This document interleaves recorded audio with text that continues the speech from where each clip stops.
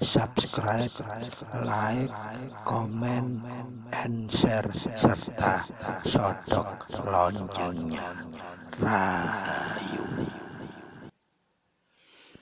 Assalamualaikum warahmatullahi wabarakatuh. Sugeng dalu para sutresna, para kadang, para putra rama ingkang mulya wonten pundi kemawon tlatah panjenengan. Mugi kita sekeluarga, jenengan sekeluarga tansah pinaringan jinangunipun pangestunipun Rama supados kita saged mensyukuri sedaya nikmat sehat, nikmat tentrem tur nentremake dhateng kita sekeluarga menika arupi gesang ingkang saged tansah manunggal ing suci. Pramila monggo kita miwiti bahasan edisi 011 menika kados biasanipun miwiti kalian ngelingi ing let kuncinipun dhewe langkung rumiyin. Monggo kita sareng-sareng ngresapaken kangge miwiti bahasan edisi menika. Sumangga kita ngresapaken kunci sesarengan. Gusti ingkang Maha Suci, kula nyuwun pangapura dumateng Gusti ingkang Maha Suci. Siralah datolah sipatolah. Kula sejatine satriya nyuwun wicaksana, nyuwun panguwasa kangge tumindake satriya sejati. Kula nyuwun kangge anyirnakake tumindak ingkang luput. Rahayu, rahayu, rahayu, tentrem. Matur nuwun sanget para sutresna, para kadang, para putra rama sampun sesarengan ngresapaken kunci damel miwiti edisi 011 menika mugi tansah pinaringan jinangun pangestunipun Rama awal hingga akhir sehingga saged ngertosaken manfaat miguna lan mahanani dhateng gesang kita sakeluarga. Rahayu. Para sutresna, wonten edisi 011 menika bahasanipun nyambung edisi 9. Inggih menika sakmenika tata cara ngelatih mulung ing rasa. Mugi sedaya ingkang kita lampahaken semenjak kita sampun tekad bulat dados kadang menuju dados putra, kita melahi miwiti mangerteni napa ingkang kita lampahaken, rambu-rambu napa ingkang kedawi gatosaken kangge latihan supados kita mengke sampun dados putra sampun lanyah migatosi mahananipun kunci. Latihanipun inggih menika belajar mulung ing rasa. Pengertian mulung saged dipun wigatosi malih mirsani nyimak video edisi 009 ingkang sampun lewat. Para sutresna, para kadang, para putra rama, sedaya proses para kadang apa napa malih putra proses laku menika tansah nglewati proses krasa rumangsa jur bisa ngrasakake. Menika proses standar ataupun proses yang sudah tersistem minimal kinerjanipun sedaya ajaranipun Rama arupi Wahyu Eka Buwana inggih menika kasebut Wahyu Panca Gaib. Utaminipun kunci ingkang kedah wigatosi inggih menika prosesipun kedah dilampahi. Inggih menika proses asale saka krasa, njur rumangsa, banjur bisa tumeka ngrasakake. Lajeng proses rasa rumangsa ngrasakake menika tansah tetap diwigatosi malih proses-proses ingkang mendukung rambu-rambu menuju kesana menuju ngrasakake menika. amargi proses nindakake kuwi kudu kelawan lewat laku manunggaling rasa. Rasane kudu manunggal. Lah rasa menika asale saking suci kedah suci. Pramila saranipun kedah menggunakan sarana panca gaib utaminipun kunci laku kunci baik patrap maupun sungkem yang harus ditindakke rutin tiap hari tiap saat. Kalau bisa satu hari itu minimal 2 kali, jam 6 langkung gangsal menit atau jam 12 dalu langkung gangsal menit. Saged dirutenaken tur tepat waktu saatnya diajekaken kalau bisa disiplinaken. Supados napa? Rasa kita ini sudah dibiasakan tunduk terhadap tatanan. Raga tunduk terhadap tatanan akhirnya mlebu manunggal dhateng rasa. Lajeng prasyaratipun supados saged modal kuncarane rasa menika, kuncarane suci menika, kuncine kedah saged mahanani langkung rumiyin supaya bisa mulung nanti. Tamtu dereng saged mulung menawi kuncine tasih dereng saged mahanani. Nah menika ngiras laku langsung gayuh dua tujuan terpenuhi. Mahanani inggih saged langsung saged mulung sekaligus. Tata carane terus pundi latihane lah, monggo kita kupas setunggal demi setunggal. Monggo kita wigatosi estu dan harus dilakukan secara rutin dan konsekuen. Supaya bisa nunggal suci, piye cara numindakaken. Lah, menika prosesnya raga dan rasa. Lah, selama raga belum bisa manunggal dengan rasa, tentu nggih tasih ewet menika kita saged mahanani apalagi mulung ing rasa. Syaratipun supaya saged nunggal suci, raga kedah disuceni rumiyin inggih napa ngangge trepe laku pangumbahing raga tetep alon niki sing dibolan-baleni. Sabar nrimo tresna welas asih ikhlas tumindake tansah kedah kanthi ngalah. Menika tiap perkawis napa mawon kedah menika niki kangge gocelan pangumbahing raga supados napa ragane bersih suci iso nunggal kalian rasa. Baru bisa nunggal rasa kuwi dadi syarat utamane supaya bisa mancik mahanane kunci. Dados proses utama menika kita supaya sungkem utawa patrap kuncine pun saged mahanani. Carane mahanani nggih pangumbahe raga niku dilakukan tiap semua perkawis di tiap saat. Lajeng menawi raga sampun terbiasa tersuci dengan pangumbahing raga, maka raga bisa nunggal kelawan rasa. Lah menika proses yang kedua, tumekaning rasa niku wau. Nah sakmenika ben tumekaning rasa apa sing kudu dilakukan? Yaitu tadi pangumbahing raga. Napa malih putra niki kedah diwigateni sakbendinane kudu estu dilampahaken njaga pangumbahing raga. Sedaya perkawis sedaya kahanan nyipati sedaya kemawon situasi dan kondisi dan damel pangumbahing raga. Njur bantu maka rumangsane piye? Mantun krasa lewat kunci ngumbah raga iku krasa banjur krasa lakune tumeka krasa. Lah krasa menuju rumangsa menika dos pundi cara nglajenipun? Ben tumekane rumangsa kudu tansah miwiti nyipati kabeh kahanan tansah dilambari langkung rumiyin kelawan nyuwun pangestunipun Rama nggih pangestunipun Gusti ingkang Maha Suci. Lah sebab menapa kedah dilambari kalian nyuwun pangestunipun Rama?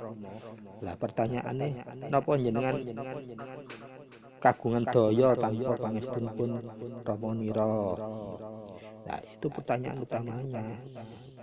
Dados yen wis trep kahanan nginggil proses setunggal kali tiga nggih proses krasa menuju rumangsa menuju ngrasakake menika kedah diwiwiti kaliyan panyuwunan pangestunipun Rama. Yen sampun diterapaken proses setunggal kala wau nomor kali lajeng nomor 3 dipun nampahaken panjenengan sampun rutin lestantun nyipati tumindak lan tanduk kita tiap detik, tiap waktu, tiap saat bendinane menika dijaga dicekel ingkang estu diwekatos estu dilampahaken mila kita saged mulung ing rasa. Lah mulung menika estune tumindake raga kelawan nindakake laku pangumbahing raga saban rima tresna welas asih ikhlas kanthi ngalah terus miwiti nyikapi sekabeh kahanan kabeh tumindak langkung rumiyin dilambari nyuwun pangestunipun Rama. Njur anane laku ing inggil kala wau tegese wewengane laku saben rima welas asih ikhlas kanthi ngalah lan nyuwun pangestune Rama kala wau saged numekake mulung ing rasa. Mulung ing rasa mboten saged direncanakaken diangen-angen nanging menawi proses niku dilalui otomatis mangke mulunge tumeka.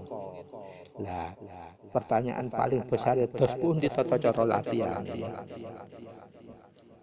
Monggo karena yang harus diwaskitani itu adalah mahanan ini kunci kita contohaken mawon sakmenika insyaallah kita tasih wonten para kadang bahkan mungkin sebagian putra Rama ingkang tansah dereng pikantuk mahanan ini kunci senaosa sampun dangu lampah apa napa malih menawi badhe nyipati kahanan kalau kunci saja kita masih belum bisa mahanani terus pun nyipati kahanan tansah tasih dereng saged landhep.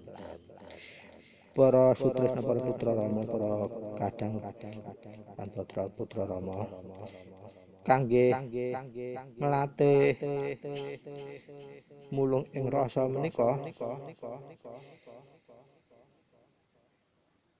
syarat utamane wanci saged mahanani kuncine rumiyin. Lajeng kita saged mawas nyipati sedaya kahanan. Mila kita menawi badhe nglatih tata caranipun kelawan laku mulung menika proses tunggal ingkang wonten inggil kala wau, proses kedua lan ketiga kedah ditindakake secara rutin lan lestantun tiap hari tiap saat tiap nyipati napa kemawon kahanan. Inggih menika ingkang ajeg kedah ngrutinaken nindakaken patrap utawi sungkem kunci secara estune teman-teman temenan nindakaken jaga pangumbahing raga.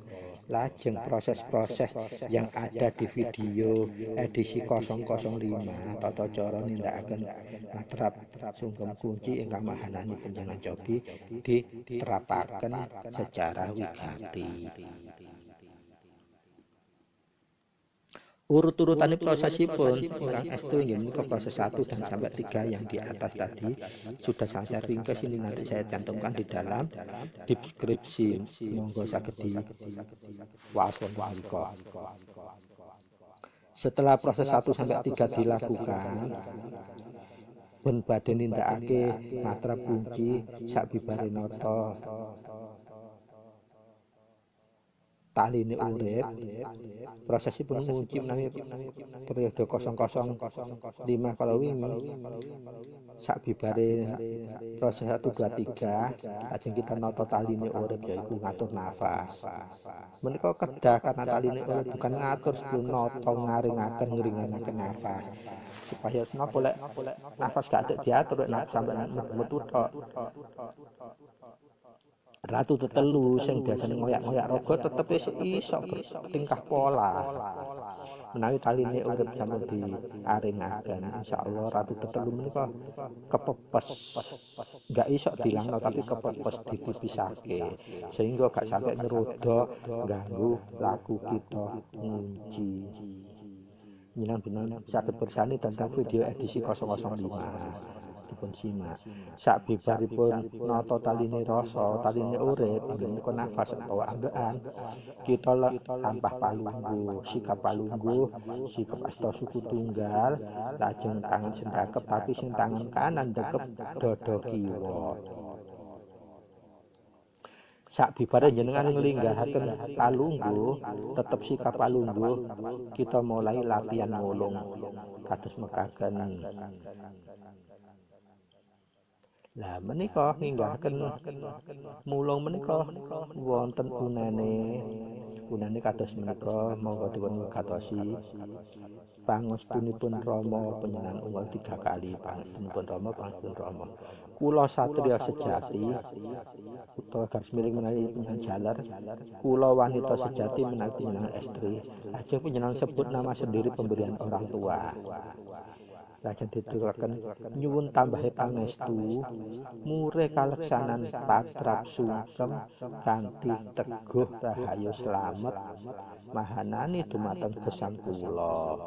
Lajeng ditutup malih pangestunipun Rama 3 kali. Panjenengan wening kedhi malih 6 ngantos 7 denyutan deni supados napa ngraosaken mudune rasa langsung plong menika langsung niat panjenengan niat patrap utawa sungkem. Tata cara niat wonten sampun wonten di edisi 00 bangsa menika panjenengan was malih. Setelah niat sungkem utawa patrap mila monggo panjenengan siap ngelahi kunci diresapaken 7 kali utawa jenengan saged wis sak maneng-meneng dhewe gak usah diitung supaya apa belajar nglanyahno rasa ben tumindak dadi ora angen-angen kelawan ngitung menapa nika saged tentu menika ingkang leres mboten usah diangen-angen ping pira mandeg-mandeg dhewe engko ngaten.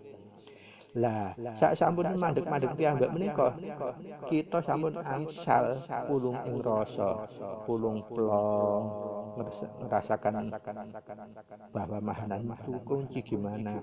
Itu ada gerakan, terkadang gerakan tangan. Tapi sing leres niku mangke sing mboten wonten gerakan malah tetep anteng. Niku sing leres. Kalau masih berupa gerakan itu biasanya kita menika tasik PR hidup sebelum kita laku kunci itu masih banyak. Jadi masih digambarkan terus dalam bentuk gerakan. Urip piyambak ingkang ngersakaken gerakan menika supados bahwa kita itu urip sadurunge ngunci kakean tingkah lan polahe. Lah menika tata carane nglatih mulung ing rasa saderenge nyipati kahanan lintu mulung ing rasa supaya kuncine mahanane dhisik ae dimpakno iku sing paling utama nek wis bisa mahanani mulung kahanan bisa dipraktekake rahayu para sutresna para kadang para putra rama. Kalau wau bahasan edisi 011 tahapan cara laku mulung latihan laku mulung mugia saged manfaati migunani mahanati dumateng gelar gulung gesang kita wonten ing alam donya menika kanthi tansah pinaringan pinjinangkungan pangestunipun Rama. Sugeng pepanggihan malih salajengipun mangke wonten edisi 011 insyaallah mulai kita bahas asma haweling mikir hingga singkir kirang nandhapun pun kagunge pangawirsami matur nuwun sanget wigatosipun. Assalamualaikum warahmatullahi wabarakatuh. Rahayu.